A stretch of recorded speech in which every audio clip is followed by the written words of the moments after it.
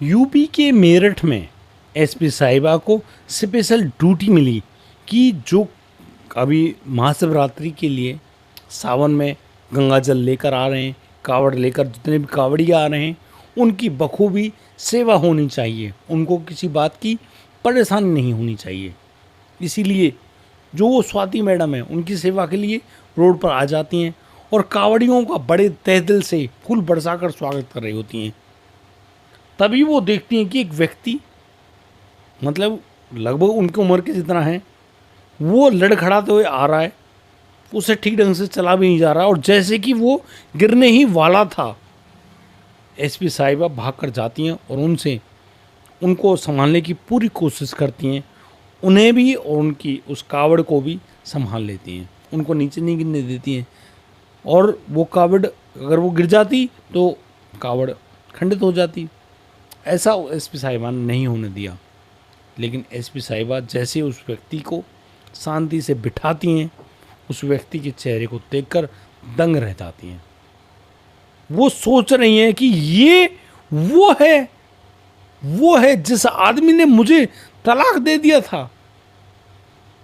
एक बार की उसको लगा कि मैंने इसकी मदद क्यों करी, लेकिन जो उस शख्स ने कहा वो वाकई में रुला देने वाला था। क्या थी पूरी कहानी, एक एक बात मैं आपको बताऊंगा। और ये कहानी ना केवल आपको चौंकाएगी बल्कि सोचने के लिए मजबूर कर देगी कि जो तलाक वाले जो केसेस है ना, इसमें इंसान को अपनी नाक नीची कर लेनी चाहिए, अपने परिवार को संभालना चाहिए और खुश रहना चाहिए। नमस्कार, आदाब, सत श्री अकाल दोस्तों, स्वागत है आपका हमारे यूट्यूब चैनल रिश्तों की दास्तान में। और मैं आपसे प्यार भरी गुजारिश करूंगा, यदि आपने अभी तक हमको सब्सक्राइब नहीं किया तो सब्सक्राइब कर लें। प्यार बड़ी कहानी आपके लिए ऐसे ही चलती रहेगी। दोस्तों, अभी जैसे कि आप समझते हैं सावन का महीना चल रहा है, भगवान भोलेनाथ की बड़ी गजब तपस्या चल रही है। हजारों लाखों कावड़िए बाबा भोलेनाथ को प्रसन्न करने के लिए कावड़ लेकर आई हैं। और ऐसी कावड़, भाई साहब, इतना कष्ट होता है शरीर में। पैदल वाली कावड़, झूला वाली कावड़, डाक कावड़, किसी के लिए रथ वाली कावड़ आ रही है। सभी के अपने अपने तरीके हैं। कोई अकेला गया है, कोई अपनी पत्नी को लेकर गया है, कोई बच्चों को लेकर गया है, कोई अपने साधन गाड़ी, कैसे कैसे जा रहे हैं। ये तो एक बड़ा ही ज़बरदस्त उत्सव है। हरिद्वार, ऋषिकेश और जिनको गंगा मैया जहाँ पर नज़दीक मिलती हैं वहीं से गंगा जल लेकर आते हैं, भगवान भोलेनाथ को चढ़ाते हैं। और ये जो कहानी है, सच्ची कहानी, ये कहानी है दिल्ली के रहने वाले हरीश की। दिल्ली के हरीश कुमार, जो कि एक तलाकशुदा पति भी हैं, वो काफ़ी ज़्यादा परेशान भी रहे, एक अच्छी कंपनी के मालिक भी रहे। और आप यकीन मानिए, हरीश कुमार आज जब वो बहुत ज़्यादा दुखी हैं, परेशान हैं, क्योंकि जब से उनका डिवोर्स हुआ है तब से वो बहुत ज़्यादा दुखी हैं। उन्होंने अब की बार अपने दोस्तों के साथ निर्णय किया कि वो हरिद्वार जाएंगे और वहाँ से कावड़ लेकर आएंगे। हरीश कुमार जी जाते हैं ट्रेन से हरिद्वार, वहाँ से कावड़ उठाते हैं और कावड़ लेकर वहाँ से वापस दिल्ली के लिए रवाना होते हैं। लेकिन मैं आपको कावड़ से जुड़ी एक और ख़ास बात बता दूं। अक्सर कहा जाता है कि भाई आप कावड़ कैसे ले आओ, लेकिन मेरठ आते आते आपसे आपकी कावड़ परेशान हो जाएगी, आप दुखी हो जाओगे, आपसे चला नहीं जाएगा। आपको लगेगा कि बस हो गई मेरी यात्रा और सीताराम, रख दूंगा, नहीं आया जाएगा। दुखी हो जाता है, बुखार आ जाता है, परेशान हो जाते हैं, पैरों में छाले हो जाते हैं। और भाई जिसको होता है उसी को मालूम है। लेकिन मेरठ में सेवा करने वालों की कमी नहीं है, चाहे वो हिंदू हो या मुस्लिम हो, सभी लोग सेवा करने में तत्पर रहते हैं। जितने भोले आते हैं, कावड़ियों को भोले कहा जाता है, क्योंकि जब कावड़ उनके कंधों पर विराजमान है तब तक वो भोले का स्वरूप होते हैं, भगवान शिव का। यहाँ पर उन कावड़ियों की, उन भोलों की सेवा करने के लिए यूपी सरकार, यानी कि बाबा योगी आदित्यनाथ की सरकार ने एक नियम पेश कर दिया कि वहाँ की जो एसपी साहिबा हैं स्वाति सिंह, उनको भाई सेवा देनी पड़ेगी, किसी को कोई परेशान नहीं हो। प्रशासन को तैनात कर दिया गया, रोड पर जगह जगह पुलिस खड़ी है, मदद की जा रही है भोलों की। और कहते हैं मेरठ में आकर जहाँ वो चकरा जाते हैं उनको विशेष आराम दिया जाता है, खाने को, पीने को, रुकने को, हर तरह की सुविधा। स्वाति सिंह इसी तरीके से फूल लेकर कावड़ियों के ऊपर बरसा रही हैं। तभी वो देखती हैं कि एक व्यक्ति लड़खड़ाता हुआ आ रहा है, उससे चला नहीं जा रहा है। वो जैसे कि उस शिविर में आते ही गिरने वाला होता है, स्वाति सिंह उनको संभालती हैं और उनकी कावड़ को संभालती हैं, ऊपर कावड़ को एक सही सुरक्षित जगह पर रखते हुए उस व्यक्ति को देखती हैं।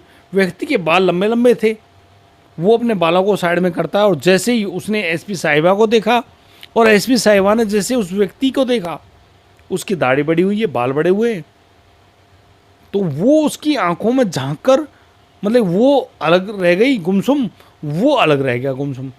दोनों अपनी अपनी कहानियों को भूल गए कि वो एसपी साहिबा और वो एक कावड़िया, उसको दर्द हो रहा है, बिल्कुल दिमाग से गायब। अब भाई कावड़िया देख रहा है, अरे ये तो स्वाति सिंह है, ये वही स्वाति है, क्या ये वही स्वाति है जो उसकी पत्नी थी? एसपी साहिबा बड़ी हैरानी से देख रही हैं कि क्या ये वही हरीश कुमार हैं जो उनके पति थे? दोनों एक दूसरे को ऐसे देख रहे हैं। तभी वहां पर एक हवलदार आता है, वो कहता है मैडम क्या हुआ, क्या आप इनको जानते हैं? तो मैडम कुछ नहीं बोली, लेकिन उन्होंने हवलदार को इशारा किया कि इनको उठाओ और शिविर में ले चलो। हवलदार की मदद से हरीश कुमार खड़े हुए और शिविर में अंदर गए। शिविर में जाते ही और जैसे बिठाया, उनको बिठाते ही लेट गए, क्योंकि उनको अपार पीड़ा हो रही थी। उनके पैर से जहाँ छाला हो गया था, लंबा सा छाला, वो फट गया था, उसमें से लगातार जो रक्त है वो चू रहा था। तुरंत एसपी साहिबा वहाँ आती हैं, अपनी बाजुओं को चढ़ाती हैं ऊपर की तरफ और तुरंत ही जूतों को उतार कर हवलदार से फर्स्ट एड का बॉक्स मंगाती हैं और वहाँ जो डिटॉल, सैवलॉन वगैरह जो उनके पास था वो रुई में लगाकर उस कावड़िया के पैरों पर लगाने लगती हैं। हरीश कुमार को जैसी जलन हुई, उन्होंने तुरंत पैर खींचा, तो स्वाति सिंह एसपी साहिबा ने तुरंत कहा कि पैर को ऐसे रहने दो, तुम्हें आराम मिल जाएगा। हरीश कुमार अपनी छोटी छोटी आंखों से बहुत ज़्यादा घूर कर देख रहे हैं कि स्वाति बड़ी तसल्ली से उनकी सेवा कर रही है। ऐसी सेवा जो कि बड़ी गजब की सेवा, जैसे कि उनकी पत्नी कर रही हो, खुद की पत्नी। लेकिन आज वो उनको पत्नी नहीं कह सकता, क्योंकि दोनों का डिवोर्स हो चुका है। और डिवोर्स तो बहुत बड़ी चीज़ होती है भाई। हरीश बार बार अपना पैर वापस खींचते हैं, लेकिन स्वाति उनको नहीं खींचने देती है और वो कहती है कि आप अभी के लिए ये बात भूल जाइए कि मैं आपकी पत्नी हूँ, मैं एसपी साहिबा नहीं हूँ, मैं सिर्फ आपकी पत्नी हूँ। एसपी साहिबा ने हरीश कुमार के पैर को पकड़कर तुरंत खींचते हुए कहा कि मैं इस पर टिंचर लगा रही हूँ और अभी कुछ समय के लिए आप भूल जाइए कि मैं एसपी साहिबा हूँ, मैं सिर्फ और सिर्फ आपकी पत्नी हूँ। इतनी बात सुनते ही हरीश कुमार की आंखों से टप टप आंसू गिरने लगे। बड़ा हैरान था, दुखी था, परेशान था और आज वो जो देख रहा था वो उसके लिए बहुत ही ज़्यादा हैरान करने वाला था, क्योंकि वो देख रहे थे कि जिस पत्नी से उनका डिवोर्स हो चुका है वो आज उनके सामने उनकी सेवा ऐसे कर रही हैं। बहुत ही हैरानी की बात है।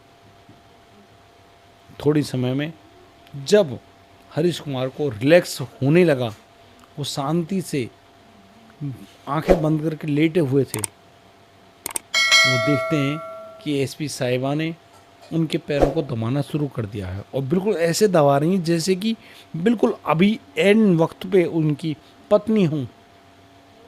ये बात हरीश कुमार को इतना आनंद देने वाली थी। हरीश कुमार कब कब में सो गए उनको पता ही नहीं चला। थक तो वो चुके ही थे, पैर में आराम मिला तो वो सो गए। करीब 3 घंटे बाद जब उनकी आँख खुलती हैं तो वो पाते हैं कि एसपी साहिबा अभी भी उनके पैरों को ऐसे ही दबा रही हैं। उनके शरीर को रिलैक्स मिल गया। हरीश कुमार खड़े हुए, उन्होंने पैरों को खींचा, पैरों को मोड़कर जैसे बैठे, उनको आराम हो रहा है।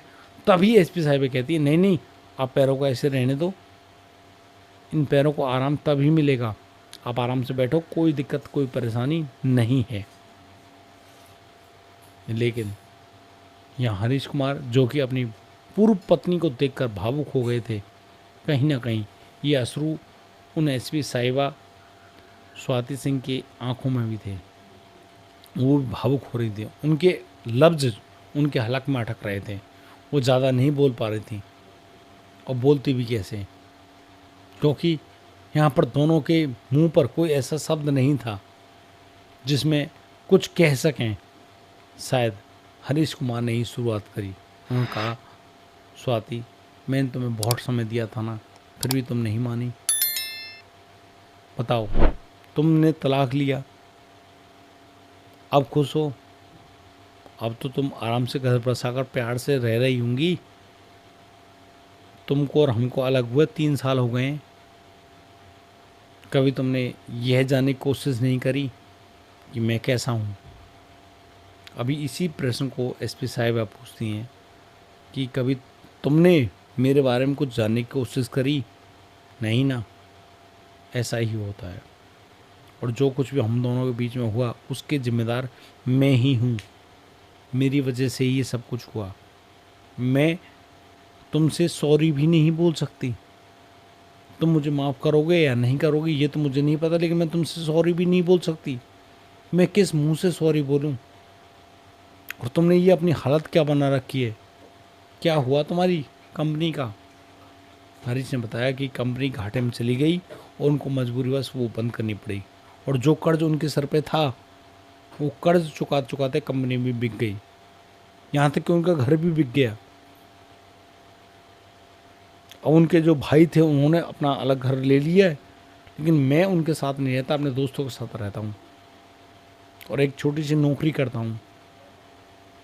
उसकी इस दयनीय स्थिति को देखकर एसपी साहिबा बड़ी दुखी हुई और फिर उनसे कहने लगी, आप परेशान होने की ज़रूरत नहीं है, क्या तुम मुझे माफ़ कर सकते हो?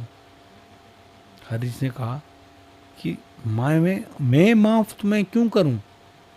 अरे मैं तुम्हें अगर माफ़ ही करूंगा तो क्या मेरी गलती नहीं थी? शायद मैं भी तो घमंड में था।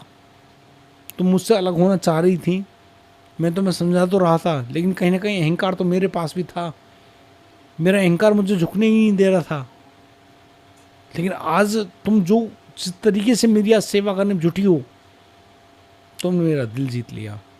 मैं तुम्हें ना केवल माफ़ करना चाहता हूँ, तुम्हें दोबारा से अपनाना चाहता हूँ। इतनी बात सुनते ही स्वाति सिंह की आंखों में जो आंसू रुके हुए थे वो टप टप नीचे बरस पड़े। स्वाति सिंह शर्म के मारे ऊपर नहीं देख पा रही हैं, और वो फिर दोबारा से कहने लगी कि गजब की बात है हरीश, तुमने वाकई में मुझे माफ़ कर दिया है। तुम आज भी इतने अच्छे हो और तुम कल भी इतने अच्छे थे। क्या हम दोबारा से शादी कर लेंगे? क्या हम दोनों एक हो जाएंगे? हरीश ने कहा, हाँ बिल्कुल, हम दोनों एक हो जाएंगे। दोस्तों, स्वाति सिंह उनको वहाँ से कहीं ले नहीं जा सकते थे, क्योंकि वो कावड़िया थे, भोले थे। उन्होंने उनको कहा कि तुम अभी रात के लिए यहाँ पर विश्राम करो, मैं सुबह आऊँगी, तुमसे मिलूँगी। दोस्तों, वो हरीश को छोड़कर वहाँ से चली तो गई, लेकिन सुबह जब वो इस शिविर में आती हैं तो वहाँ पर उनको हरीश कुमार जी नहीं मिलते हैं। हरीश कुमार जी अपनी कावड़ को लेकर बहुत आगे बढ़ चुके थे, लगभग वहाँ से 14-15 किलोमीटर और आगे। स्वाति सिंह ने गाड़ी से उनका पीछा किया। वो एक एक कावड़िया के चेहरे को देखती हुई जा रही थी, और फिर उनकी निगाह में वो इंसान भी आ गया जो कि लंगड़ाते हुए चल रहा था, क्योंकि पैर में तो कष्ट बहुत ज़्यादा था, लगातार चलने से उसमें और ज़्यादा कष्ट हो गया। स्वाति सिंह ने वहाँ उस हरीश कुमार जो कि उनके पूर्व पति थे उनको रोका, उनसे कहा कि आप गाड़ी में बैठ जाइए और आपकी जगह कावड़ लेकर अब मैं अपने ससुराल यानी कि दिल्ली तक जाऊंगी। दोस्तों, आप यकीन मानिए, उस जगह से और गाज़ियाबाद तक पैदल पैदल स्वाति सिंह एसपी साहिबा उस कावड़ को लेकर आई। उसके जस्ट पीछे पीछे चल रही थी उनकी गाड़ी। हवलदार साहब गाड़ी चला रहे थे और उसमें बैठे हुए थे हरीश कुमार। हरीश कुमार ने कहा कि कोई बात नहीं स्वाति, आप थक गई होंगी, आप आराम कर लो, अब मैं लेकर चलूँगा। दोस्तों, दोनों लोग पूर्व पति पत्नी फिर से दिल्ली पहुंचते हैं।